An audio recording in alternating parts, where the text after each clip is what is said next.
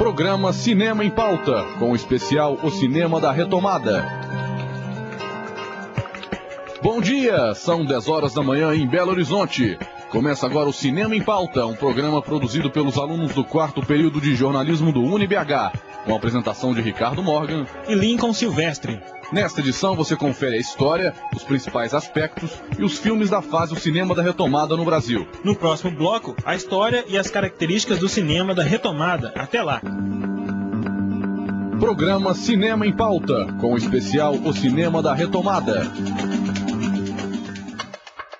No início da década de 90, o cinema nacional caiu numa depressão profunda, devido à falta de incentivos do governo federal e da extinção da Embrafilme, atitudes tomadas pelo presidente Fernando Collor de Mello. Com esta crise estagnada no cinema, foram produzidos nos anos de 1992 e 1993 apenas 11 longas-metragens. Foi uma época que gerou uma grande revolta no público, principalmente nos jovens. O motivo foi a falta de qualidade e a estética televisiva implementadas nas produções. Foram anos de agonia para a indústria cinematográfica, que brigava para sair da estaca zero na criação de novos filmes. A partir da década de 90, ocorreram mudanças importantes no cinema nacional. Confira a reportagem de Igor Amaral.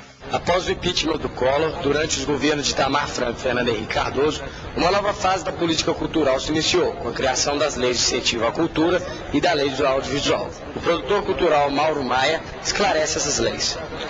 Bom, com a criação da Lei Federal de Incentivo à Cultura, a Lei Rouanet, do artigo Lei número 8.333, foram criadas as áreas, né? Artes cênicas, que incluem teatro, dança e música, patrimônio, memória e difusão cultural como um todo. Então é importante destacar o seguinte: as empresas, por meio de uma renúncia fiscal, elas destinam 4% do seu lucro para financiar projetos culturais, né? Nesse cenário vem destacando já há mais de uma década a Petrobras como o maior investidor de cultura do país. A lei do audiovisual, ela amplia o caráter de fomento na questão da distribuição, exibição e produção de longas, de curta e de documentário. Agora, o importante destacar é o seguinte: a lei Rouanet, ela tem, as empresas investem 4% do lucro e deduzem 100% do que investiu. Na lei do cinema, do audiovisual, as empresas investem 4% do lucro, mas somente 30% do que foi investido é recuperado. Ou seja, a empresa tem que ter um caixa de 70% para investir em cultura. E o Amaral para o Cinema em Pauta.